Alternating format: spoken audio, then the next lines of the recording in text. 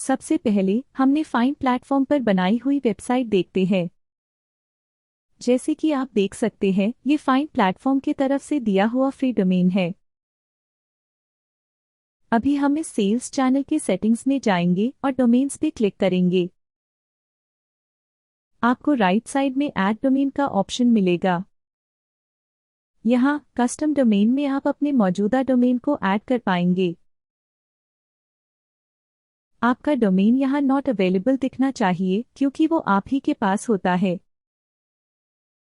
जल्दी से एक नज़र डोमेन प्रोवाइडर की तरफ डालेंगे जिनसे हमने डोमेन खरीदा है। इसकी डीएनएस सेटिंग्स में सब रिकॉर्ड्स आपको डिलीट करने हैं। उसके बाद फाइंड प्लेटफॉर्म ने दिए हुए रिकॉर्ड्स आपको वहां डीएनएस सेटिंग्स में ऐड करने होंगे।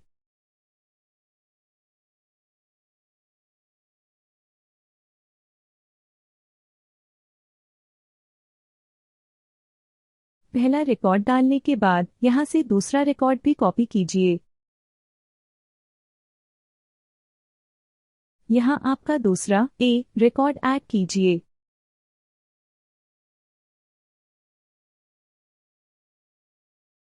अब ये एक आखिरी रिकॉर्ड यहां से कॉपी करते हैं। यहां आपको txt रिकॉर्ड चुनना है।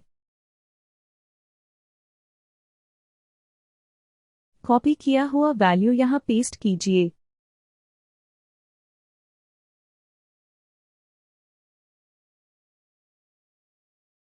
एक बार वेरीफाई भी कीजिए कि रिकॉर्ड सही से ऐड हुए हैं या नहीं।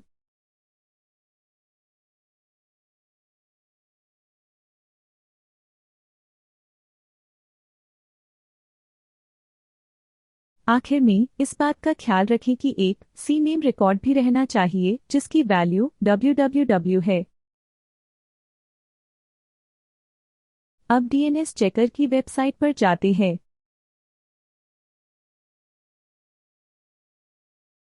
यहाँ आप आपका डोमेन टाइप कीजिए। सर्च करने पर आपको पता लगेगा कि आपके डीएनएस रिकॉर्ड्स दुनिया भर दिख रहे हैं या नहीं।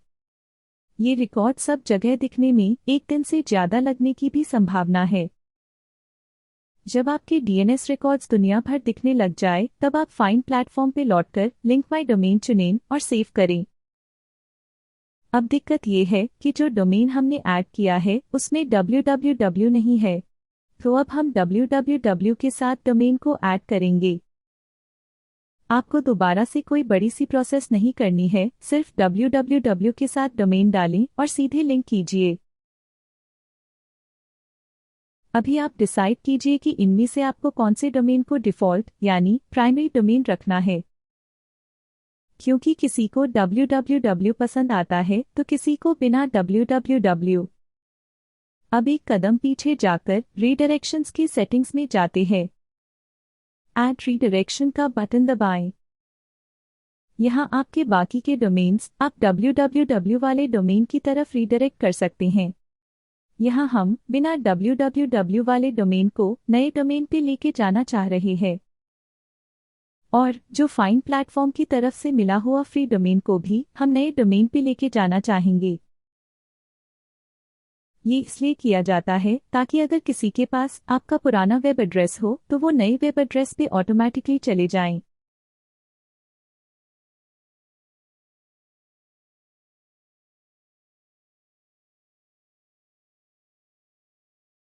अब बढ़ते हैं SEO की तरफ। पहले robots.txt पे जाते हैं।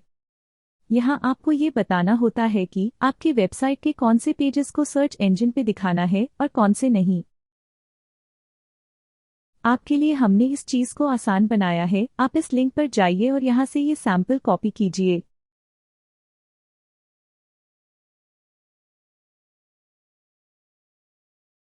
यहाँ पेस्ट करने के बाद ये साइट मैप में www.yourwebsite.com के बजाय आपका प्राइमरी डोमेन डालना है।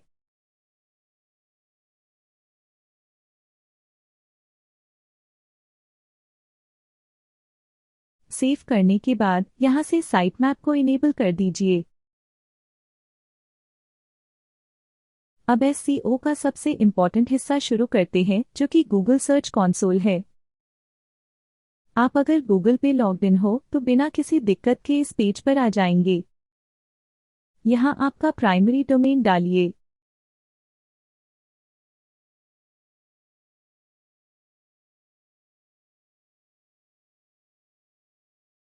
यहाँ आपको तुरंत एक HTML कोड मिलेगा जो आपको कॉपी करना है। अब फाइंड प्लेटफॉर्म पे लौटकर कस्टम टैग्स चुनें। क्योंकि हम अपनी वेबसाइट वेरीफाई करवा रहे हैं तो एक अच्छा सा नाम दीजिए इस कोड को और कोड को पेस्ट कीजिए। अब सर्च कंसोल पे लौटकर वेरीफाई बटन दबाएं।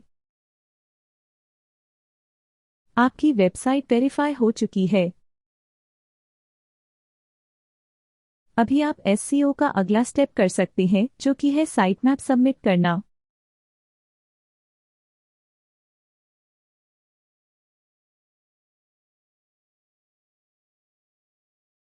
अभी ये कुडंट फेच बता रहा है क्योंकि इसको सक्सेस होने में 12 से 24 घंटे लग सकते हैं। तब तक आप प्राइमरी डोमेन में robots.txt सही से दिख रहा है या नहीं, ये चेक कीजिए। साथ ही साथ साइट मैप डाउनलोड होती है या नहीं, ये भी देखें।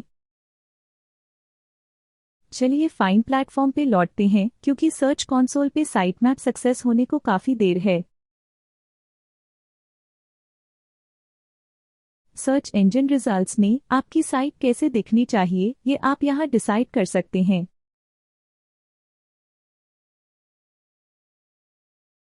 अच्छे से अच्छे कीवर्ड्स डालिए, क्योंकि यूजर्स जिन शब्दों को गूगल करते हैं वो आपके कीवर्ड्स में नहीं रहे तो आपकी वेबसाइट गूगल सर्च रिजल्ट्स में नहीं आएगी।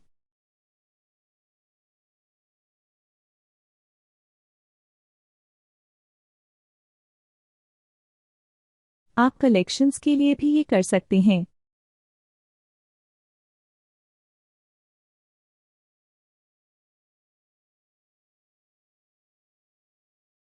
ब्लॉग्स के लिए भी एसईओ कर सकते हैं।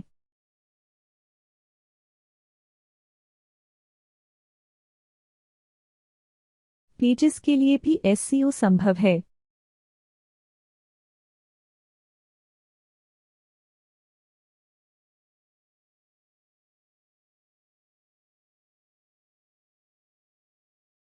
यहाँ तक कि थीम्स के सेटिंग्स में जाकर भी इम्पॉर्टेंट पेजेस के एसईओ कर सकते हैं, जैसे कि ब्रांड्स पेज।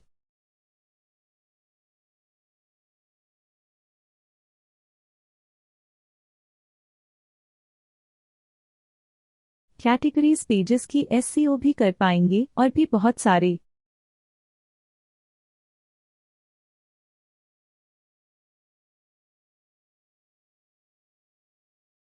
आपको ये भी दिखा देते हैं कि 12 से 24 घंटे बाद सर्च कंसोल पे साइट मैप का सक्सेस कैसे दिखता है।